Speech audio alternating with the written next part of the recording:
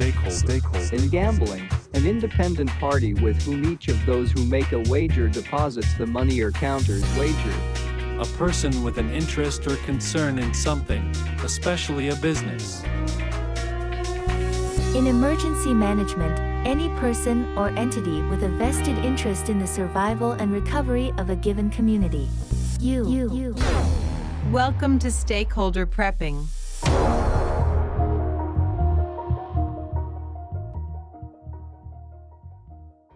Welcome back to Stakeholder Prepping, where you are the stakeholder in your own survival. We are your action intel hosts. My name is Chris, your emergency management guru. And I'm AC, and usually I'm on the road, and this looks like 2 weeks in a row, Chris, that we both managed to be in the studio together. So this is awesome. I think the audio is sounding a whole lot better. So let's see. I'm mostly the co-host at large, but this time we're in the studio twice in a row. I like this. Yeah, I'm digging it. And before we get started with today's topic, which is really important, and I think you're going to get a lot out of it, but I gotta say, congratulations to Amanda. She did actually guess our logo. She sent in the email. She sent us her address, and we're sending her some stuff. We're going to leave it open for one more person to get our prize pack. So that was fun. I like that. Yeah, it was really fun to do, and congratulations to Amanda. But yeah, let's leave it open and see. Let's give it to the next guy or girl that answers correctly. Yeah, we've got one more prize pack ready to go. So if you know what our logo is, have at it. Send us an email to stakeholderprepping@gmail.com. It's available on our website, stakeholderprepping.com, but send us an email with your guess. If you are right, not only will you get called out on the episode, but you will get a pretty awesome prize pack. So congratulations, Amanda. AC, do you think we're ready to jump into today's topic? Absolutely. What do you have for us this week, Chris? So this one is a fun one. Building your own risk matrix and the emergency planning P. So this is something they're all fun ones, though, aren't they? Really, they're all kind of fun ones. Depending on your mindset, yes. So as long as you're open to it. But yeah, we're going to be talking about the concept of risk management, identification, and building a matrix to identify what your severity levels are, how it links into your own emergency planning, and how you can use these concepts to your advantage when you're building your own risk assessment matrix. So really, we're looking at a whole bunch of stuff today, but I think we can do this, especially together. Yeah, and this is most of this is you. Obviously, you have a background in this, you have a degree in this. I have a few things to add just from my professional world that I do some risk matrix outlines and modeling, but for the most part, yeah, I'm a student in this one. All right, well, let's get to it. So let's start with why building a risk matrix is important for both personal and professional emergency preparedness, because it's building up an assessment of your situation. That is what gives you a leg up on what's happening and gives you the most likely scenarios and outcomes that you can kind of follow as things change, as well as it lets you build out a complete contingency plan that could save your life, not just kind of ad hoc piecemeal it together. Sure. And when you work that into the emergency planning P model as a structured approach to emergency management, you can kind of see how they blend together, and the way that they work together can help you to really start to refine your own plan. That's awesome. So you've actually built out some of these risk matrices, I guess you would call them, and then this is way more visual to me, so I guess we really are going to have to post a lot of stuff online or on our Facebook page to kind of explain, visually what it is we're talking about, because a lot of this really makes a lot more sense to me visually, the stuff that you've showed me so far. Yeah, and when you're doing this, think of everything that we're saying kind of in its own spreadsheet or Excel sheet or a chart, if you will. Okay. Your chore chart for the week. Hey, you vacuumed the floor on Monday, you get a gold star. You did the dishes on Tuesday, et cetera. So you want as many of those gold stars as you can. Mhm. And really what we're doing is building a chart based on the likelihood versus the impact of an individual event. Hmm. So when we do this, if you've got a specific item that can happen, so let's go with tornado. I grew up with Okay. tornadoes, very used to them. If you have a tornado in your risk matrix, you can assess how likely is it to happen, and then if it happens, what is the impact to you? And that kind of assesses where it rates on that chart, and you can color code it or build a heat map based off Hmm. of it. So that's what we're doing, and we'll have plenty of examples to go on stakeholderprepping.com, episode 6. You can definitely look into it and use those as templates to build your own. But what we're doing is we're taking these models, and these models are used at very nearly every level of emergency planning. So local, state, tribal, federal agencies, all the way into independent businesses, private operations that have their own continuity of operations models, and kind of getting into the forecasting models. So this is a critical step that a lot of people don't realize they're missing, but is used by their employer or their state or local government on a daily basis. So this isn't just the tactical or just the practical, but this is kind of something you can use for all aspects of not just your daily life, but like you said, in for your career, in business and in planning, and the government uses these. So this isn't just like something for one specific scenario or what just specifically for tornadoes or something like that, right? Exactly. And you can make it as broad or as narrow as you want. If you're looking at it from a business standpoint, what happens if you don't get your raw supplies to build your materials that you then sell? How likely is that to happen? And then what impact will that have? If you're a car manufacturer and you cannot get raw steel to manufacture a frame, that's potentially going to hinder everything else. So it's a very large impact. But if you can't get, a specific type of plastic to make the little, switch covers for your up and down on your window, can you change to a different plastic? How much is that going to impact you? What does it have? And how does it affect your second and third order effects when something goes wrong? Wow. Okay, so break down the risk matrix for me. It's like this starts with, I guess, identifying the hazard itself. Exactly. So we're going to start very basic, identify the hazards, list the risks that could affect you or your organization, your family, your city, however you want to define organization, your community. But you're Mhm. going to identify those hazards. And then you go into the likelihood of it happening. How likely is each risk to occur? Is it a nearly certain thing? Is it likely? Is it kind of a moderate, yeah, it could happen, it might not? Is it more on the unlikely side, or is it very rare? What is the rarity of, you know, an earthquake in Florida? What is the likelihood of a tornado in Oklahoma? Okay. That's where we're assessing that likelihood. Does that make sense, AC? This makes a lot more sense now. Exactly. So yeah, do you want to break this down all the way through this, or do you want to do like I guess like a mock scenario and do it that way? Well, let's start broad, Okay. and then we can always narrow it down because the next step is to evaluate the impact. So now, once we've determined how likely a specific event is, now we're going to determine the potential consequences or the severity.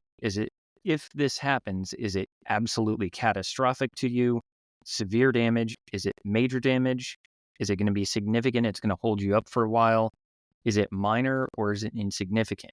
And basically for every possible scenario there, you get kind of this 5x5 chart, and you can assign risk levels based on it. So you combine the likelihood and the impact, and, 1 for rare, 1 for insignificant, 5 for almost certain, and 5 for severe impact.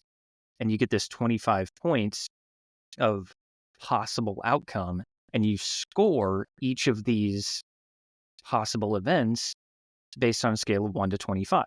And then from there, you can really start to play with it. Interesting. And so this isn't really for, I guess, a mitigation tool. This is just for planning risk in general, right? Exactly. This is your base level. So once you identify the possible problem, then you can start to analyze how you would go about mitigating it. But we're looking at the cause, not the symptoms. Ah, okay. Interesting. Yeah. So you've put together a nice chart here. So this makes sense. This is something that we will have to use visual aids so people can see what we're talking about on the website or on our Facebook page. You know, this is interesting because in my professional world, I've done some work with some training for some first responder organizations where we teach things like tactical vessel operations, search and rescue, among some other courses for police, search and rescue units, and some just first responders in general. We've borrowed a tool in our training model from the U.S. Coast Guard called the GAR model. And it's a different type of risk matrix. And it is a bit hard to explain without looking right at it, but we're obviously going to post some examples on our blog and on our Facebook page. But the GAR model simply stands for green, amber, red. And this is a tool we use to assess how dangerous an operation or a training exercise is going to be. And it's how we discuss ways to mitigate the risks that we do identify. So let's say for this exercise, we're going to simulate like a search and rescue scenario. So we'd have a live swimmer in the water and probably a rescue swimmer, somebody who knows how to swim, and somebody in a wetsuit. And that would simulate our victim. And we'll drop them off in the water and then we'll go look for them. So we'll simulate a command center who's calling the shots and telling us where to look. They'll assign vessels, and obviously the vessel will have SAR crews and assets and things like that. So the SCAR model, it's basically got a list down the left side for all of our operational parameters and risk factors. So I think we've got 7 of them. So basically your operational parameters like resources, environment, weather, team selection, team fitness, mission complexity, and mission briefing is the last one. So if you look at this thing down the left side, you've got your resources like what equipment are we using and what instruments are we using, what platform are we going to be on, and then your environment, where are we going to do this? Are we near shore? Are we in the open ocean? Are we in a surf zone? What's the weather like? Is it a calm sea state, or is it crazy weather conditions? So then for every one of those mission parameters, we assign a score of 1 to 5. So 1 being the best possible conditions, the best possible outcome, the safest, and 5 being the most dangerous. And we go into some detail about what makes something a 1 or a 2. So when you're talking about weather, we'll say, well, a 1 would be excellent, calm seas and calm winds. And on the other side of that, maybe a 5 would be anything above 8-foot seas and anything above 30 knots of wind or something like that. That's kind of how we do it. But the way we assign the score to the risk factor is really kind of cool. And this is probably something that no one has really done before, unless you've really been in one of these, training models or in a tactical model like this, where you get one person who's not running the operation, like somebody who's not involved in the operation, not going to be out performing this task. They stand in the front of the briefing room and they list out one after another. So they just say, okay, equipment. And everyone who's involved in the op just yells out a number. And whoever yells the highest number, we put that in the right-hand column. So this is really cool to think about. So you could have a bunch of people say 1 and one person says 5, we go, okay, somebody says this is a 5, so we take that and say a 5. So mission coordinator might say something like physical fitness. And since we're in a room full of adrenaline junkie alphas who, mainline creatine, everyone will yell 1. But maybe one person yells 3 because him and Corporal Johnson were out crushing Jaeger bombs till 3 a.m. last night. So we write down 3 in that column, even though every other single person said 1. And then once we get through all of these, we add them all up. And since I just listed off 7 different mission parameters and a score of 1 to 5. So that means the highest possible score is 35. That's the most dangerous score we could have. And then we'll say, okay, anything over 25, that's red on the GAR model, we don't go. We don't do it. So we talk about ways to mitigate that and how to get us below that 25 number. So maybe Corporal Johnson sits this one out and then we gain 2 points. Anything over 15 is amber. And so we talk about ways to mitigate and get the overall score lower. And obviously anything under 15 is green and we feel good about it. So by tweaking this model, we can use this for simulations, training, and we could even use this for the real thing. We could even use this for tactical operations. We could use this for combat missions if we wanted to. And so you're talking about, in this hypothetical scenario, you're talking about rescuing a swimmer at a rocky shore in high winds, high waves using a kayak versus calm seas, sunny day with a Coast Guard cutter. That's exactly right. And so then where we would take that, we say, okay, well, equipment was a 5 because you just said we were on a kayak. So we go, okay, well, maybe we do have a cutter available for this mission. Well, that brings it from a 5 down to a 1. Or maybe we say, you know what, we can do this op tomorrow and the weather's going to be better. So exactly right. We take a look at all of those risk factors and then we talk about ways to mitigate every single one of those. Now take this as part of your real life. Obviously, you'd have to be a psychopath to sit your family down and GAR model out a trip to grandma's for, drive through the snow for Christmas dinner or something like that, right? But, we're not gonna do a GAR model for things that are very, very simple. But think about something like an impending hurricane, and you're trying to decide if you're going to venture out once more for fuel for the generator and food. You could actually kind of GAR that out and decide how dangerous that trip might be and what the risk versus reward might be.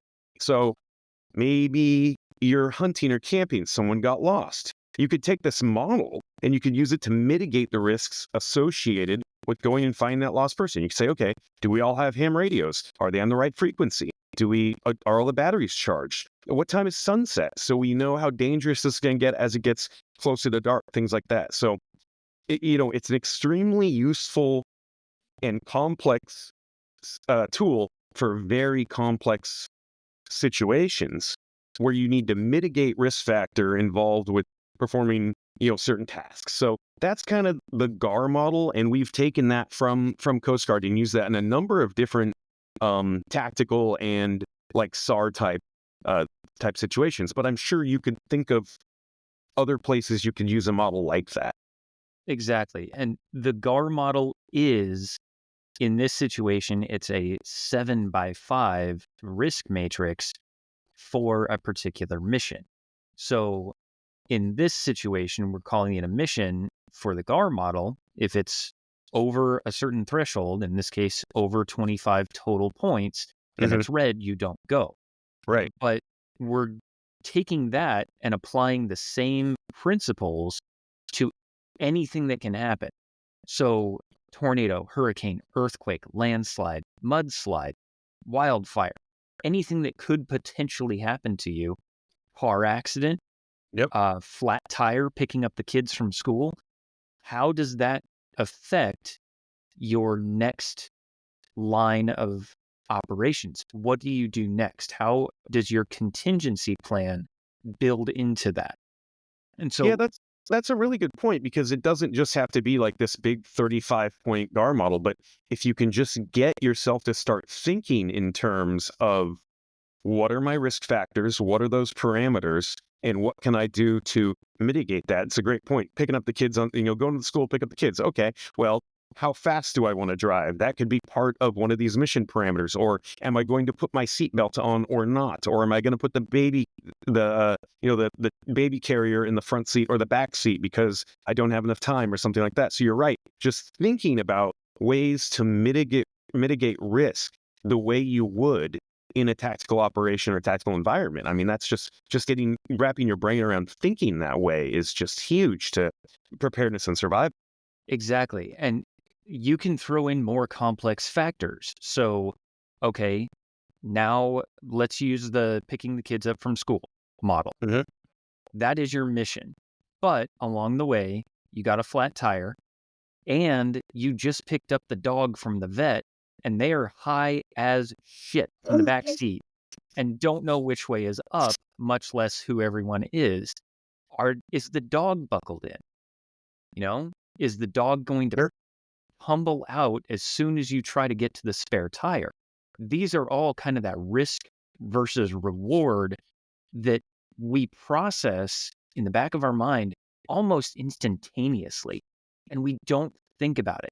But using the risk matrix gets you to break it down step by step and really think about how is one action or one risk or one reward going to outweigh what comes next. And it really is Interesting. something Yeah. that we don't think about. You don't think about how much the exact amount of syrup that you pour on your waffles every morning. But how is that going to affect you throughout the day? Are you going to get a sugar high until 10 a.m. and then you crashed at your desk and all you can think about is taking a nap? That, in some cases, that has been Mhm. me. So I, you can really kind of get into a detailed breakdown. Once you have your basics, right? Mhm. Tornado, flat tire, flood, earthquake, whatever. This is where you can really start to have fun with it and get into some really, really detailed models that you can then prepare for. And this is where it gets really fun, especially if you have small children, you can turn it into a game, right? Oh, sure. Yeah. So I have plenty of experience building these operational models and risk matrices. Did it as field exercises in my degree programs. It's huge and it's used all over the place.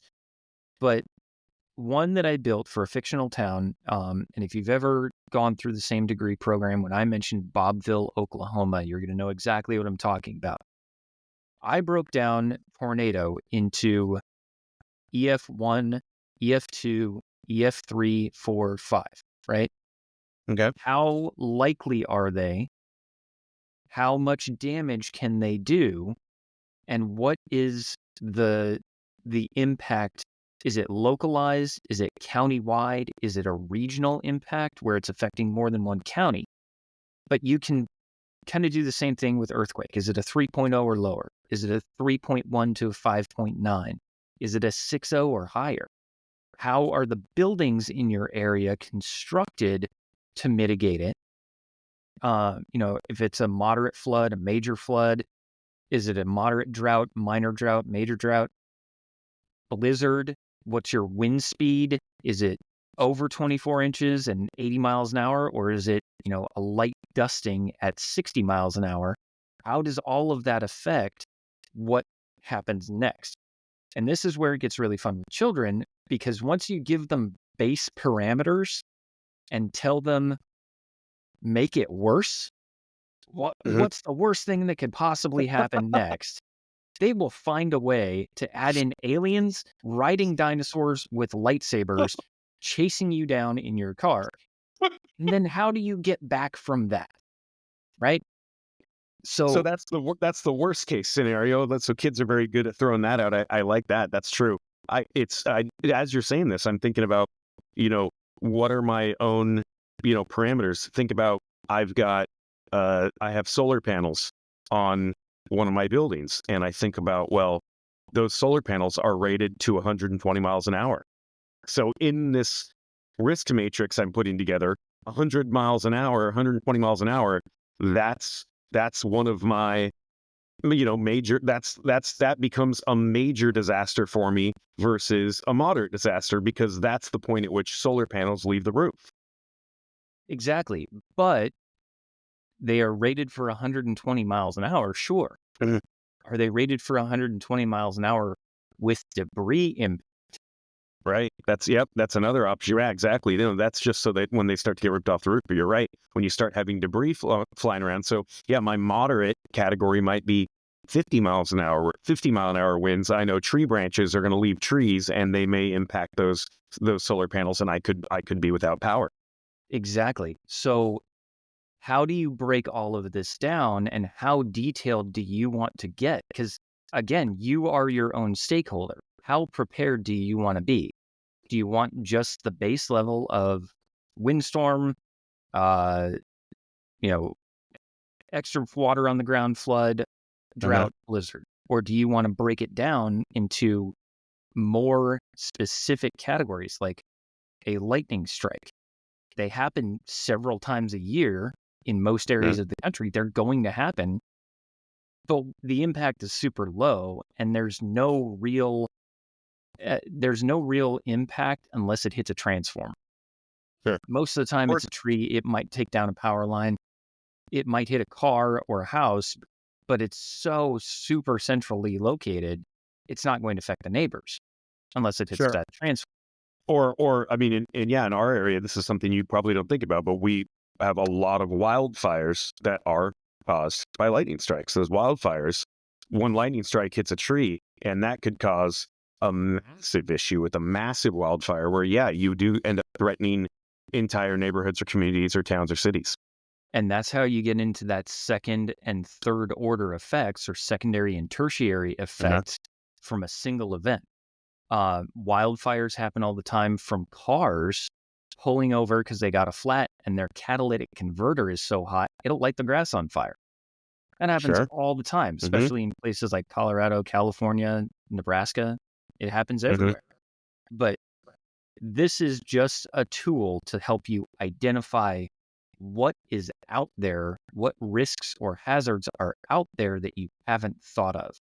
And that's why playing 10th man with this, especially with your kids, because you're an adult, they don't have that kind of real world experience. They're going to throw out some crazy shit for you, I promise. But identifying maybe not what you know can happen, but what you're not thinking could happen. That's where this really Sure. comes in handy. This is the outside the box risk matrix. Exactly. And there are plenty of practical applications for this. We don't even think about putting on our seatbelts. I throw mine on as soon as I'm in the car before I even start it. My Sure. wife gets mad at me because I'm in the car putting on my seatbelt and it's 80 degrees outside and she wants the AC on. Right. Not you AC, but the Right. air No, I get it. conditioning The air AC. conditioning. Sure. Yep. Yep. um, but I just do it by habit, right? That's my Hmm. mitigation against an accident. Um, and there's plenty of examples of how you can use this, and it's adaptable and scalable. So how are you as an individual, as a family, as a business, how are you going to apply this risk matrix to your personal safety and your asset protection? Do you lock your car in the garage every night? Do you lock your doors when you go into Walmart? That's a big one. And most people don't even think about it. They either do it or they don't. Yeah, and it's funny because you're obviously bumping the line between what's practical and being, some paranoid delusional person. Because I do this. I live in the middle of nowhere. I live behind a gate and in the forest. And I tell you, I lock the doors behind me religiously just because it's that easy mitigation technique that you don't really think about. There's no cost associated with it. There's no downside. I just do it. Although I guess the downside is then you realize you lock yourself out and you're running. This happens to me all the time where you lock one door and then you try to get in that same door later. And damn it, I've got to go all the way back around the house because I was prepared for somebody breaking in, and the likelihood of that happening is just so minuscule out here. But yeah, it's the same likelihood of getting in an accident and actually having my seatbelt save my life. But I still put the seatbelt on every time I get in a car. Exactly. Real world example. Every time we are in a hotel, as soon as the door closes, my wife throws the deadbolt. Every time. And throw the little rape chain too. Every time. Every single time. Downside of that, I have helped to get the bags into the door, turned around to grab another bag, and by the time I turn around and grab that second bag, I'm already locked out. And I have to knock on the door. Yeah. I don't blame her for it. It's Sure. absolutely critical. And Absolutely. it's one of those things, it's so ingrained, it's Mhm. habit. I'm not going to harp on her for it. I've just been locked out for an extra 15 seconds in the hallway. Sure. That's Absolutely. that's kind of the trade-off. So it's Mhm. security versus freedom. Nothing is free. You have to pay for it somehow, right? Right. And sometimes paying for it is just sitting out in the hallway of a hotel looking like you're trying to break into a hotel room when you're just trying to get your wife to unlock the door. Or running down to the lobby for an extra key in your underwear. I've done that too. Yeah. Yeah. So let's take a look at how this risk matrix really starts to develop into the emergency planning P model, Okay. right? So let's start here. What is the emergency planning P model? If you think of this like a capital P, English capital P, no little filigrees on the bottom. It's sans serif, just plain English text, right? Got it. I've got the font in my head. Start at the bottom left. Uh-huh. When you're going through this, if you start at the bottom left, that is your initial response. That is the incident that is causing this to go into effect, right? It's your tornado. It's your lightning Okay. strike. It's your hailstorm, whatever your incident or risk hazard happens to be. That's your initial response.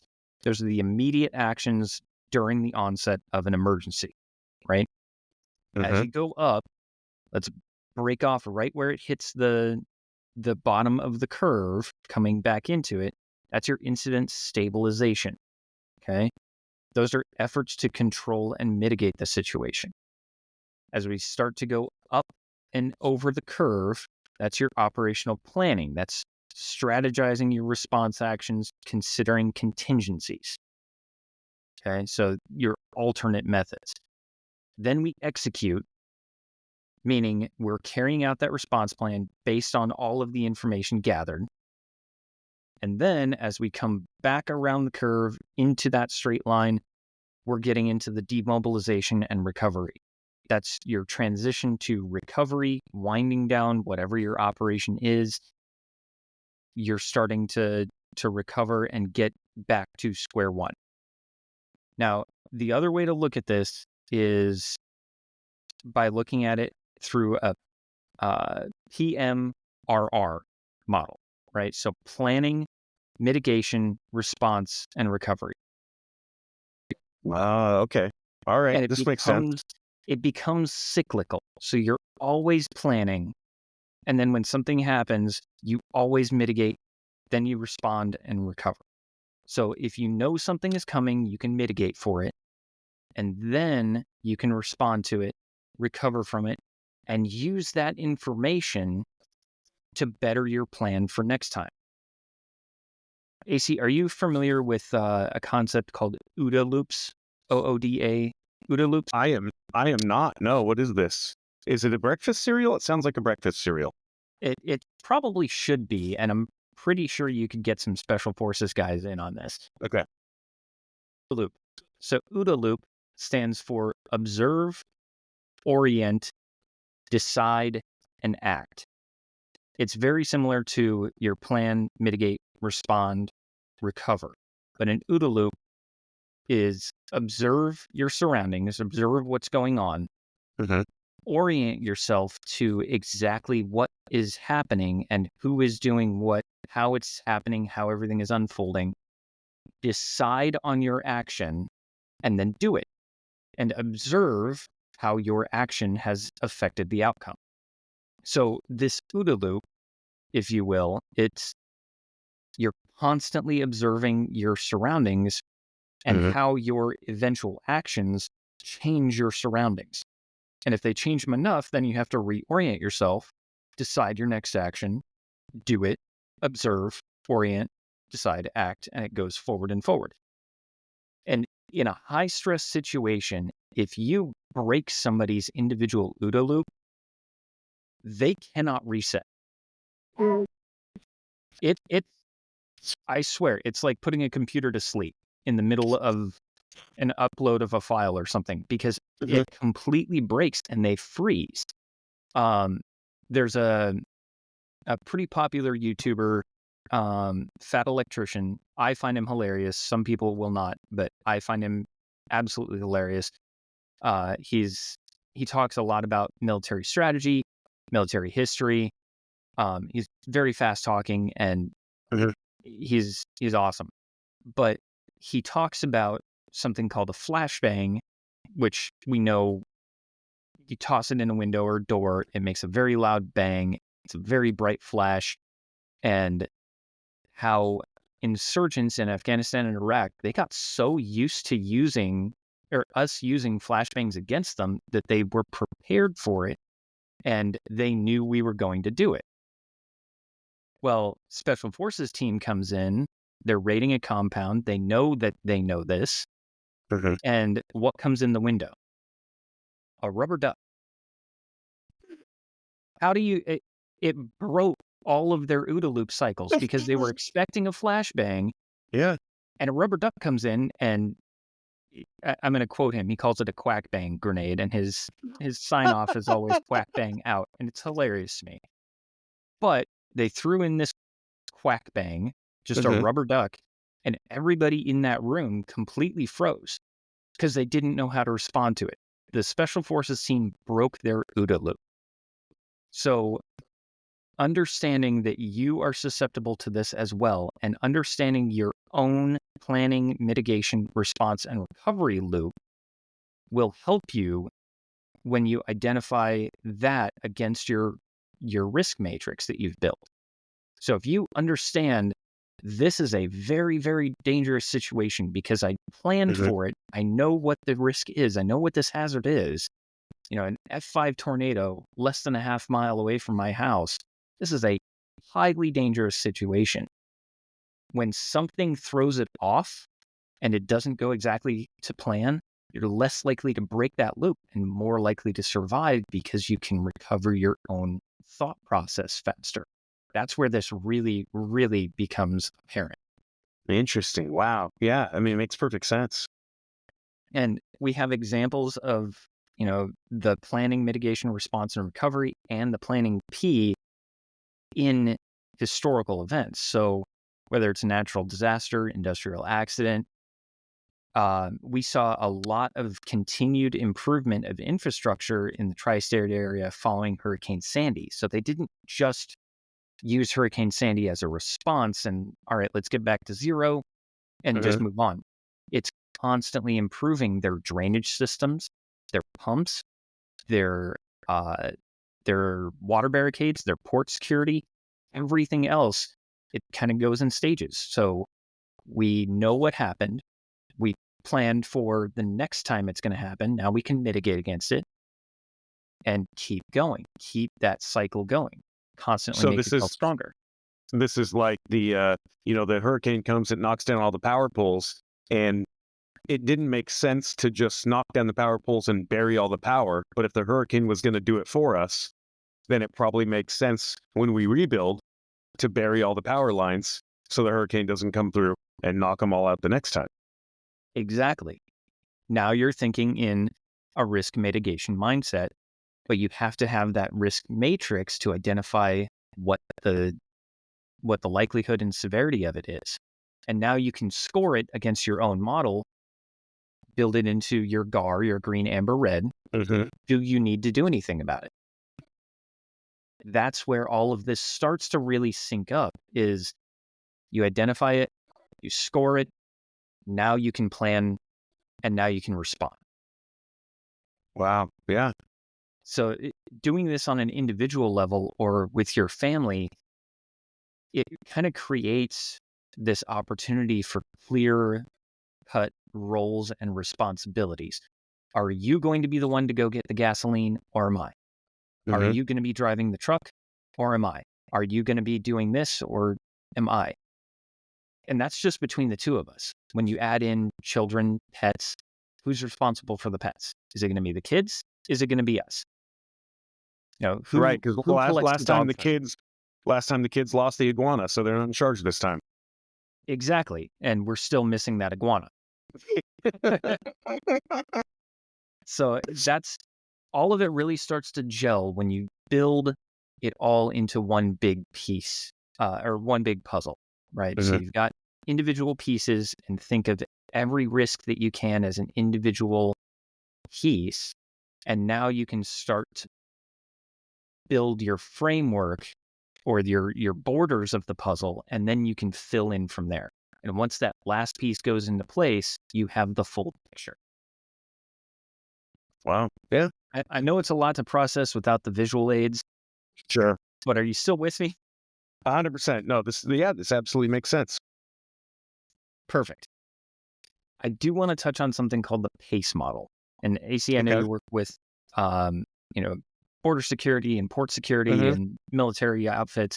Have you ever heard of the PACE model?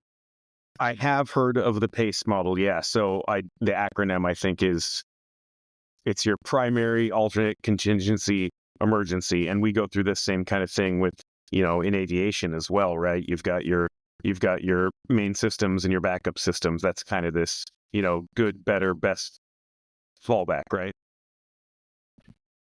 Exactly. So maybe your primary method of communication is by cell phone.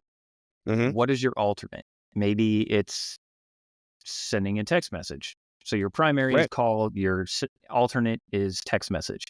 Your contingency might be Facebook Messenger or whatever other system you use. And then your emergency is I'm going to use my office phone. Sure. If you Sure. ever get a call from my office phone, something is wrong. Right. And I have, we talked about a little bit on the last episode. I've got one of those, a satellite communicator, right? That it can send short burst data. It can only send a text, but it does over satellite. It never fails. You get a clear view of the sky, it will always work. So if my cell phone doesn't work for some reason in country, or I lost it, or the battery died, I have this backup, and I have this contingency. And then, yeah, for the emergency, maybe it's me getting a hold of the U.S. Embassy and having them tell someone where I am. Maybe it's the Campbell's soup can on a really, really, really long string. Exactly. But you can apply that same thinking to everything you do, whether it's your normal communications with your spouse, or maybe it's your evacuation point. If you have an Mhm. evacuation route and your primary route now has an accident on it, do you already have plans for a contingency or an alternate contingency in an emergency? Are you then huffing it on foot because you only thought of one route and now you're trying to get 1,800 pounds of survival supplies and gear and kids and dogs and everything else out of the back of your vehicle, and you're trying to haul it across the grass because you didn't think of how else can I get around the one bridge out of town? And this isn't just for emergency situations. You can put this in all kinds of practical aspects in real life. I can tell you, just the other day, I went and got new tires on my truck. I wanted something that was kind of an all-terrain, but also a snow terrain type tire. And I realized that my tires were fairly worn, but I had never even used the spare tire in my truck. But I'm switching out all four tires, so I couldn't keep that spare. So what I did, I bought 5 tires, and I've got a full size spare, so I bought 5 tires, and then I had this other brand new tire, and I asked the tire shop. I said, "Well, it's my old spare. It's not the same as these, but how about I have a spare? Can you just sell me a rim that fits, and I'll have a sixth tire for my truck?" And the chances of me ever using this, probably pretty slim, but I already had the brand new tire, and I just thought for just a few bucks, I could buy another full size rim. Obviously not the same rim, it doesn't match, but it was the cheapest rim they sold that would fit my truck. And I used my original spare. And now not only do I have four brand new tires and one brand new spare, I have my old brand new spare as a spare. Exactly. And you're probably more likely to use it as a workout tool, just doing tire flips in your garage, than using it on your truck. but you It's all have about it available. CrossFit, man. Let me tell you, that's right. Flipping tires. I mean, you got to be the best at exercising. But no, you're right. Yeah, the chances of me ever using it as a spare, super duper slim. But for a tiny little bit of investment and a little bit of forethought, if I ever happen to have two flat tires, or God forbid we are in some SHTF or a Teotihuacan type event, tire machines can be very easy to come by.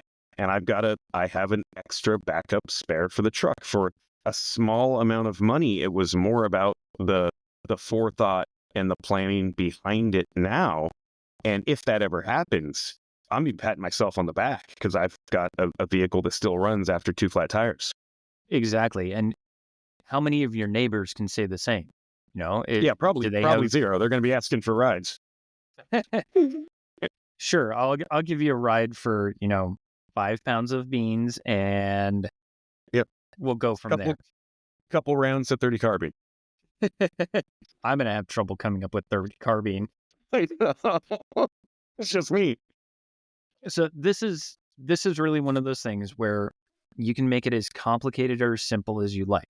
It is very, very adaptable, but it's also important to understand how it's affecting you and updating your own risk matrix pretty regularly to keep that planning P, that OODA loop, that response effort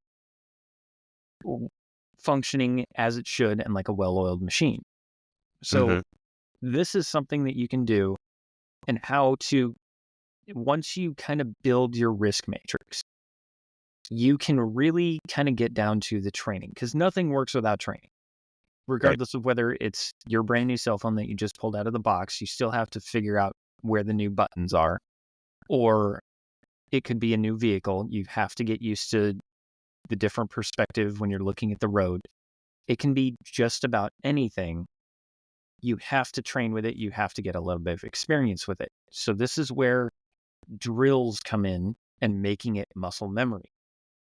But it's also where your risk matrix, if you keep it updated, you can build those contingency plans and decision trees based on your risk matrix. So your primary route is cut off for an evacuation. Next, what happens? Now we go to our alternate. Okay, our alternate takes us 25 miles out of the way, so we're going to be 25 miles behind, but we're safer, and there's a gas station. So now we need to remember to fill up gas. And remember that, this vehicle works best with mid-grade gasoline, not the economy gasoline, not the basic. So we need to have enough cash on hand to have enough to fill the tank. So we're constantly updating and adjusting so that we can avoid critical incidents along the way. And having those decision trees branched out, you can build an entire flip book off of a single event on every decision that you could possibly make and what your parameters are for making it. It's real life choose your own adventure. Exactly. So if this happens, flip to page 5. If this happens, flip to page 18. And then you decide from there. And that's what makes having that risk matrix such a valuable tool, is you can plan and you can effectively mitigate on the go. And what you Does that said make about sense? training, is so spot on. They say that you never rise to the occasion. You always fall back on your training. And I know you have had some professional and tactical training where you've been in a high stress environment, and I'm sure you just go into robot mode and you fall back on your training. And I've had the same thing. Anybody who's ever taken flying lessons know that like 90% of it is just planning for what happens when you do lose an engine. And knock on wood, I've never lost an engine, but I tell you, when you do a biennial flight review with the flight instructor and you're out flying around punching holes in the clouds and he pulls the power back and says, okay, you just lost your engine, you turn into a robot. You start the floor, check the fuel, check your fuel tank selector, check your mags, check your master, and you just go all the way up, 121.5, mayday, mayday, mayday. And you fall right back on it because you've had so much training. It's been hammered into you. And although it's something I've never had to do, it's just, you literally go into robot mode. And I'm sure you have had situations like that, in your previous tactical life where there is training and you know that you will absolutely fall back on that. Absolutely. And I've called in medevacs, I've called in airstrikes. I was a little nervous the first time I called in an airstrike because Sure. I haven't done this real world. I've practiced for it Mhm. plenty of times, but I haven't done it real world. And now all of a sudden, yep, this is real. Same thing with the medevac. I've done this plenty of times in practice. I didn't have to pull out my 9-line medevac card to call in an effective medevac because I knew exactly what it was. I had everything laid out in my head and just went through the checklist. And you have to do the same thing whether you're a pilot or driving on the highway. Somebody rear Mhm. ends you. What happens next? What Mhm. happens next? And so if you can build your OODA loop to take into account all of those possible contingencies, you're going to be a lot safer. Your family is going to be a lot safer, and you have a lot higher probability of surviving.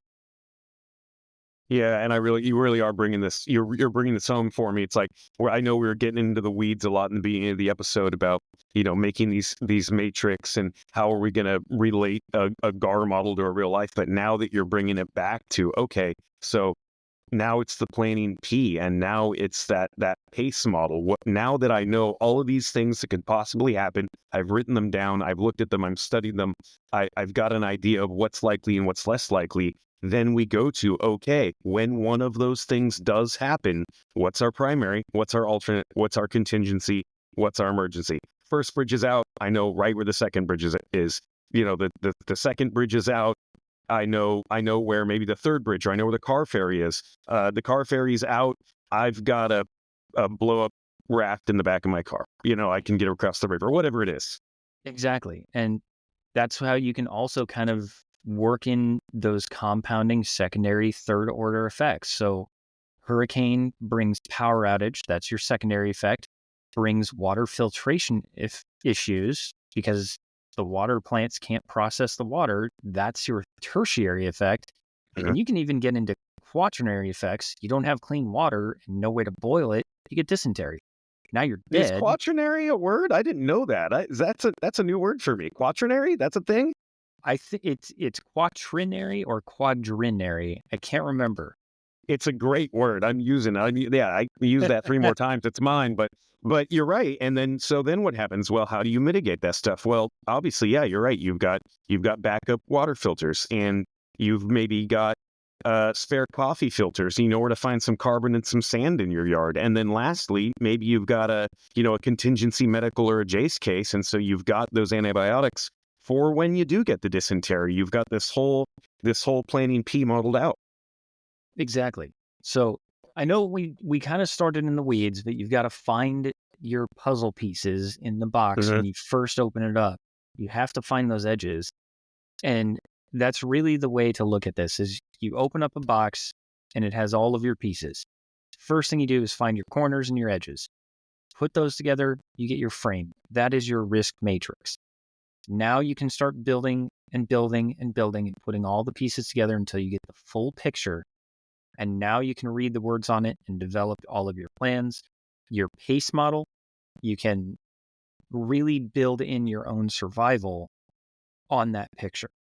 And so that's why it's so important. And a lot of people don't realize they already do it. Just write it down. So that's a big piece of it too.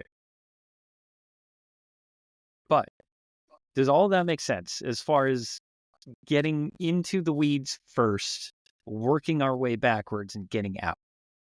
I feel like this is if I had to explain to anybody how Army basic training works, this is it, right? I was so confused at the beginning and I was running around like a chicken with my head cut off and I didn't know what you were trying to tell me. And now you've brought it full circle for me.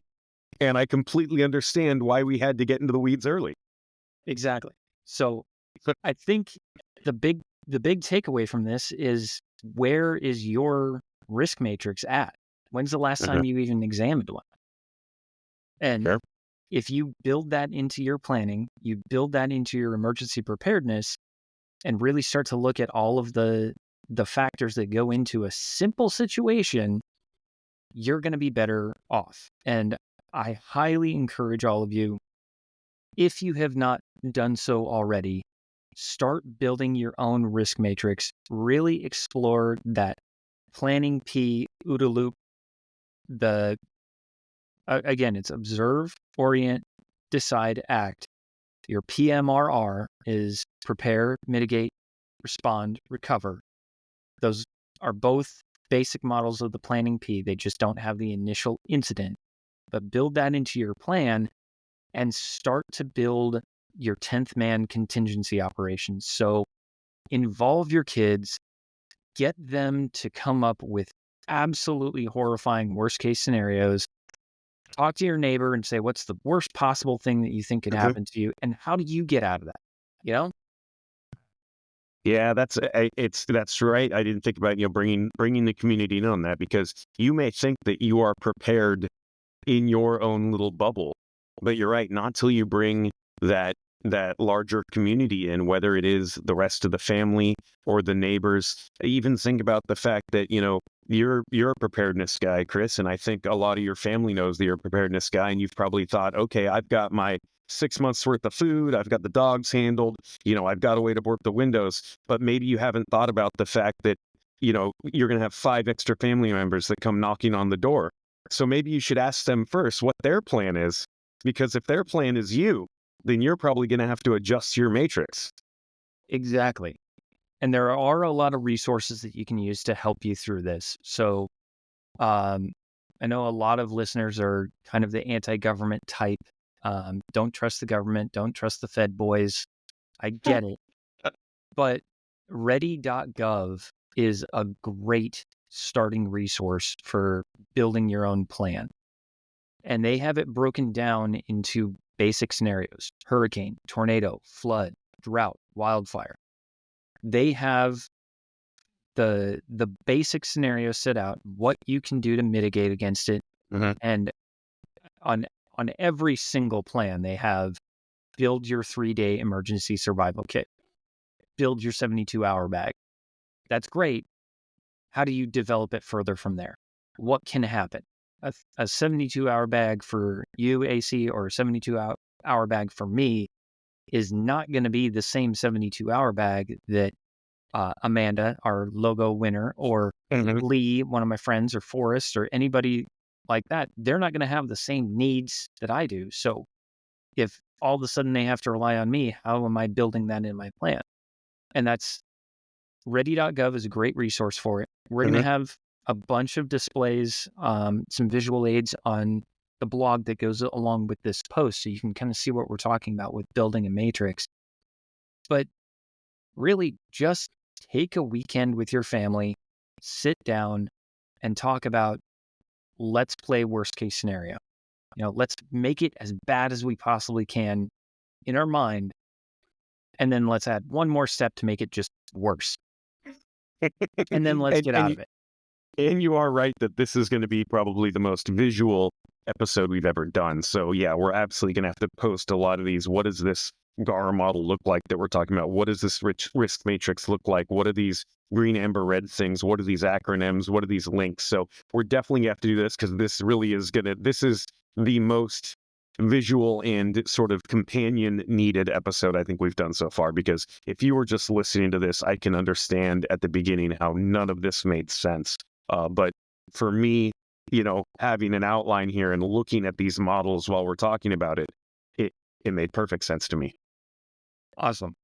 Well, hopefully we both learned something. I learned that you have 6 truck tires instead of just 5. Yay! I have 6, I have 6 brand new truck tires. That's right. And that may save my life someday. Perfect. So I am curious, since you're planning the next one, what is our next episode going to be about? Yeah. So, I think if everybody's okay with this, I think we both really like this going back and forth, alternating between sort of the list episode and the theory episode. We started with a list, right, which was your 10 items under $1. We went to theory, which was kind of big government stuff. We had the list of the EDC through TSA. And then this episode is more of a theory episode. And then we're going to go back to a list. So hopefully that's enough for everybody.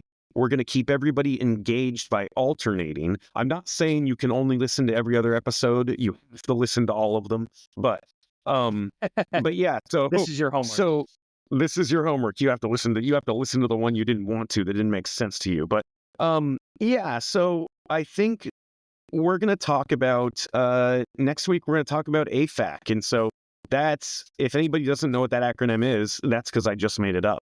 But a lot of people know what IFAC or FAC is, right? A first aid kit, or an individual first aid kit, or even GFAC, a group first aid kit. And I think most people have their own first aid kits, kind of like you talked about a little bit ago, Chris, where you have a kit for you individually, right? You know, if you've got children, or if you've got somebody in your family that needs certain medication, your first aid kit is very custom to you. But we are going to list out a number of what we're calling the advanced first aid kit items that, not expensive items, but items that you probably didn't think you needed. And things that we've all used, things I have used myself in trauma, and things that Chris has actually used in the field and in combat. And so we're going to come up with the AFAC, which is these half a dozen or dozen items that you maybe didn't even know existed, that you need to add to your first aid kit in order to make it that advanced first aid kit. You've probably all got your basics, and like any red-blooded American, you've probably got a big giant Tupperware tote, and it's all just jumbled in there and you don't even know where it is. Well, we've got a couple more items that you're probably going to want to throw in there once you listen to next week's episode. Awesome. I'm excited for it. Well, I think that closes us out, but I hope this information really gives you some ammunition to improve your own odds, because remember, you are your own stakeholder. We will see you next week for the AFAC episode. Stay safe, stay alive, but remember, you are your own stakeholder.